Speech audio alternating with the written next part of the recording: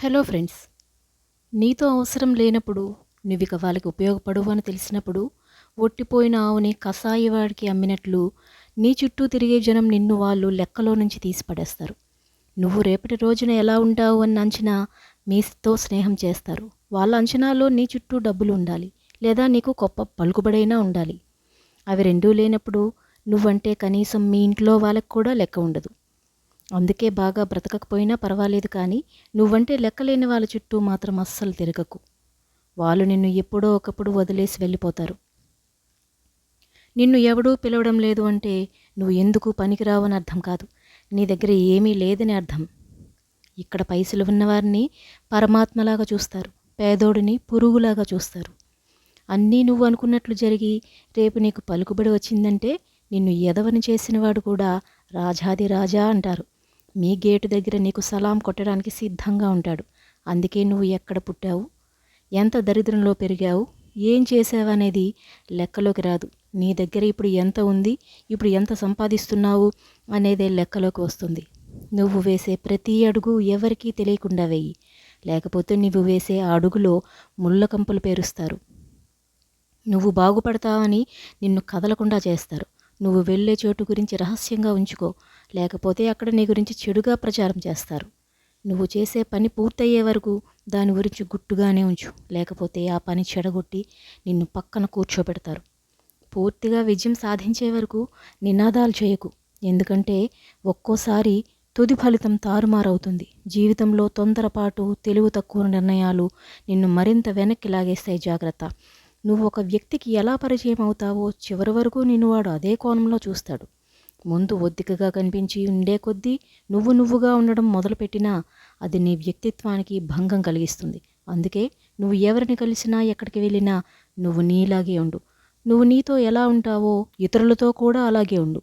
అప్పుడు నిన్ను ఇష్టపడిన వాళ్ళు నీతో నడుస్తాడు, ఇష్టం లేని వాళ్ళు నీకు దూరంగా ఉంటారు. అప్పుడు ఏ సమస్యలు రావు. నీకు ఈ మనుషులతో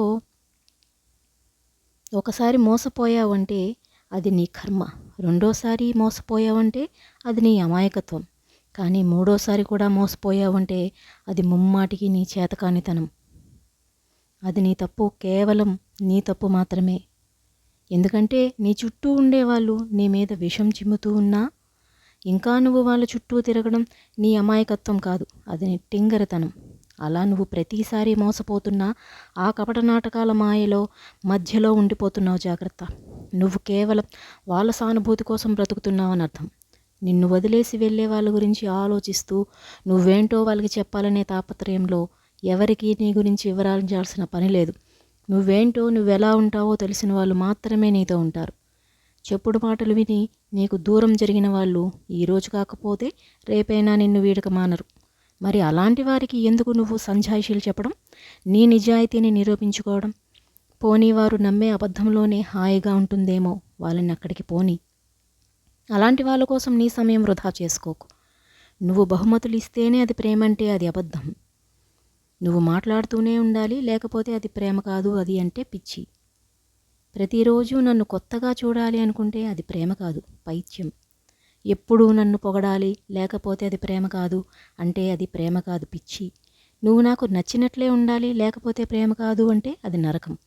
ప్రతిదీ నాకు చెప్పి చేయాలి, లేకపోతే అది ప్రేమ కాదు అంటే అది మూర్ఖత్వం. ఎందుకంటే ఏమి ఇష్టమో తెలుసుకోవడం ప్రేమ కాదు, ఏం కష్టమో అర్థం చేసుకోగలగడం ప్రేమ. నీకు ఇష్టమైన దానికోసం చేసే పోరాటంలో స్వార్థం ఉండకూడదు. నువ్వు చేద్దామనుకునే పని గురించి నీకు తికమక ఉండకూడదు. ఒక నిర్ణయంతో ఏదీ మారదని ముందుగా తెలుసుకో.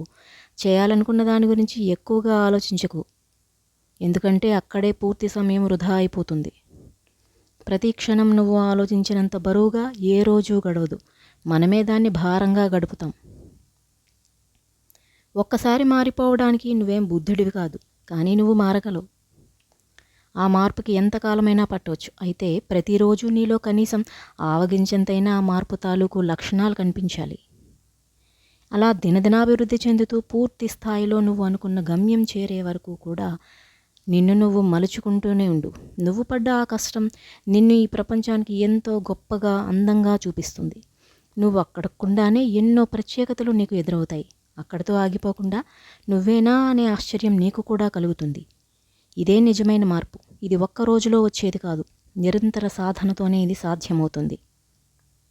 ఇక్కడ ఎవడూ నిన్ను ఓదార్చడానికి సిద్ధంగా లేడు. వారికి బాధలు ఉన్నాయి. బ్రతుకు నీది, బ్రతుకు తెరువు నీది, బాధ్యత నీది, కష్టం నీది, కారే చెమట చుక్క నీది. ఏది ఏమైనా నీ ముందు కష్టం నిలబడినప్పుడు నువ్వు మాత్రమే దాన్ని ఎదిరించాలి, లేకపోతే ఓడిపోవాలి. అంతేగాని చేయి పట్టుకొని నిన్ను ఆ కష్టాల కడల్ని ఎవ్వడూ దాటించడు. ఇది జగమెరిగిన సత్యం. ఎవరో వస్తారని వాడు నా చుట్టమని నమ్మి ఒకేసారి 2 రకాలుగా మోసపోయి ఓడిపోతున్నావు. నువ్వు నీ జీవితాన్ని మరింత ఒత్తిడిగా చేసుకుంటున్నావు. నీ పక్కింట్లో ఉన్న పిల్లని ఎలా పడేయాలి అని ఆలోచించే బదులు నీ ఇంట్లో ఉన్న నీ అక్కో నీ చెల్లో ఇంకొకటికి పడకుండా చూసుకో. ఎదురింట్లో ఉన్న పెళ్ళైన అమ్మాయిని మరొకడు ఎంగిలి చేసిన ఆడదాన్ని లైన్లో పెట్టే పనిలో బిజీ అవ్వకుండా నీ ఇంట్లో ఉన్న నీ భార్య మరొకటి ఆకలి తీర్చే పనిలో పడకుండా చూసుకో. నువ్వు ఎంతగా కోరుకున్నా రేపు అనేది నీ చేతిలో ఉండదు. నువ్వు ఎంతగా కావాలి అనుకున్నా ఒక్కసారి దూరం చేసుకున్నావంటే ఇంతకు ముందు ఉన్నంత ప్రేమ మళ్ళీ రాదు. విరిగిపోయిన దాన్ని అతికించవచ్చు, కానీ అతుకున్నంత మాత్రాన అది మునుపటిలా పూర్తి విశ్వాసంతో ఉండదు. అలా అతికించిన దాని మీద మనకు కూడా నమ్మకం ఉండదు, ఎందుకంటే అది మళ్ళీ విరిగిపోయే అవకాశాలు ఎక్కువ. సరిగ్గా అలాగే నువ్వు ఒకరి మనసు విరిచే ముందు మరోసారి ఆలోచించు. ఒక్కసారి మొక్కలైతే ఇక ఎప్పటికీ ఆ విటితనం నుంచి ఏ బంధం మునుపటిలా మారలేదు. చేతకానివాడు చేతల్లో కాకుండా అసూయతో తన వంకర బుద్ధిని వెళ్ళగక్కుతాడు. అలాంటివాడు ఎప్పటికీ ఎవరికీ పోటీ రాలేడు, ఎందుకంటే వాడి పోరాటం మొత్తం అందని ద్రాక్ష పళ్ళ కోసమే. చేసుకోవటానికి ఒక పని, చుట్టూ స్నేహితులు, 4 ముద్దల అన్నం, ఒక కుటుంబం, ఇవి ఉన్నా కూడా నువ్వు ఇంకా కక్కుర్తిగా గొంతెమ్మ కోరగలు కోరుతున్నావంటే అది నీ అల్పబుద్ధి. జీవితం ఒక సూత్రం మీద మాత్రమే ఆధారపడి ఉంటుంది. అదేంటంటే కష్టపడుతూ తెలివిగా మసులుకుంటూ ఎవరి మీద పడి ఏడవకుండా ముందుకు వెళ్ళిపోతే మంచి రోజులు చూడగలుగుతావు. లేదంటే దరిద్రాన్ని మూట కట్టుకొని అక్కడే ఆ కక్కుర్తులోనే ఆగిపోతావు. ఈరోజు నీది, రేపు నీ కల, వచ్చే నెల నీ భ్రమ. ఎవరు అవునన్నా కాదన్నా ఇది నిజం. మరి ఎందుకు ఎప్పుడో చేసేదానికోసం అంత తీవ్రంగా ఆలోచించి గొప్పగా మొదలైన ఆ రోజుని నువ్వు కనీసం పట్టించుకోవడం లేదు? ఈ క్షణం నీ చేతిలో ఉంది, నీ సొంతం. వదలకు ఈ క్షణాలని. ఎందుకంటే రాబోయే కాలం ఏమి తీసుకువస్తుందో నీకు తెలియదు. కాబట్టి ఇప్పుడే ఇక్కడే నీ సంతోషాన్ని అనుభవాలని మూట కట్టుకుని రేపటి కోసం ఎదురుచూడు. అంతేకాని ఆశలు పెట్టుకోకు. నువ్వు అనుకున్నవన్నీ నిజమైపోతే నీకు జీవితం లోకు అయిపోతుంది. అందుకే భగవంతుడు రాబోయే ప్రతి ఘడియను గమ్మత్తుగా నీకు పరిచయం చేస్తాడు. దానికోసం వేచి చూడు. ప్రస్తుతంలో 100 ఏళ్ల ఆనందాన్ని వెతుక్కో. మనల్ని అర్థం చేసుకునే వాళ్ళతో మనం ఎక్కువగా వాదించవలసిన అవసరమే లేదు. మనం కావాలి అనుకునే వాళ్ళ దగ్గర నుంచి మన గురించి ఎవరేం చెప్పినా భయపడక్కర్లేదు. నిన్ను ఇష్టపడిన వాళ్ళకి నువ్వు సంజాయిషీ చెప్పక్కర్లేదు. నువ్వు ఎంత ప్రేమను చూపిస్తున్నావు అని పదే పదే చెప్పక్కర్లేదు. నిన్ను వద్దు అనుకున్న వాళ్ళ వెంటపడి నీ సమయం వృధా చేసుకోవాల్సిన అవసరం లేదు. నిన్ను నమ్ముకున్న వాళ్ళ కోసం ఉన్నదంతా కోల్పోవడానికి కూడా వెనకాడవలసిన అవసరం లేదు. నువ్వంటే పడని వాళ్ళకి నువ్వేంటో నిరూపించుకునే ప్రయత్నం చేయనక్కర్లేదు. ఎందుకంటే బంధం అంటే ఇక్కడ 2 మనుషుల కలయిక కాదు, వాళ్ళ మనసుల కలయిక. గుర్తుపెట్టుకో. నువ్వు వేసే ప్రతి అడుగులోనూ చాలా భయాలు ఉంటాయి. సంపాదించాలి, ఎవరికి ఏ లోటు రాకుండా చూసుకోవాలి. మరి ఇన్ని ఆలోచనలు మోస్తున్న నువ్వు నిన్ను తక్కువ చేసుకుంటున్నావు? కోరుకున్న ప్రతిదీ నువ్వు సాధించలేవు, కానీ నువ్వు సాధించినవన్నీ గొప్ప గొప్ప విజయాలే. ఈ దినదిన యుద్ధంలో ఒక మధ్యతరగతి కుటుంబానికి లాక్కు వస్తున్న యోధుడివి నువ్వు. అలాంటి నిన్ను దాటేది ఎవడు? నీతో పోటీ పడేది ఎవడు? నువ్వు ఒక అడుగు వెనక్కి వేస్తే అది నీ పరిస్థితి వల్ల కావచ్చు. నువ్వు పోటీకి దూరంగా ఉన్నావంటే అది నీకు ఉండే గజిబిజి జీవితం వల్ల కావచ్చు. అంతేగాని నువ్వు ఎందులోనూ తీసిపోలేదు, ఎందులోనూ తక్కువ కాదు. ఎందుకంటే నువ్వు మధ్యతరగతి మేలిమి బంగారానివి. నిన్ను ఎవడూ చూడలేదని, గమనించడం లేదని నువ్వు అనుకుంటున్నావు. కానీ నిన్ను చూస్తున్నట్టు నీకు తెలిస్తే నీ దగ్గర వాళ్ళు లోకువైపోతారని ఇరుకు సందుల్లో నుంచి నిన్ను చూస్తూనే ఉంటారు. నీ తప్పు ఎప్పుడూ దొరుకుతుందా? గోతిగాడి నక్కల్లా నీ పొరపాటు కోసం కాచుకుని చూస్తూనే ఉంటారు. ఎందుకంటే వాడు నీకు ఎదురుపడలేడు, అంత ధైర్యం వారికి ఉండదు. అందుకే నిశితంగా నిన్నే చూస్తూ ఉంటారు. ఎప్పుడైతే నువ్వు సహనం కోల్పోయి తప్పు చేస్తావో అప్పుడు నలుగురితో పాటు మాట కలిపి నిన్ను కిందికి లాగడానికి సిద్ధంగా ఉంటాడు. అలాంటి దిగజారుడు మనుషులకు నువ్వే అవకాశం ఇస్తే ఎలా? అందుకే ఎట్టి పరిస్థితుల్లోనూ నువ్వు సహనం కోల్పోకు.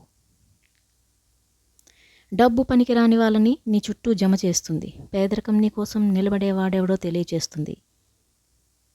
అవసరం ఎంతటి నీచానికైనా దిగజారుస్తుంది. ఆకలి పిచ్చుకలు తినే ఆ 4 వడ్ల గింజల విలువ లెక్క చెబుతోంది.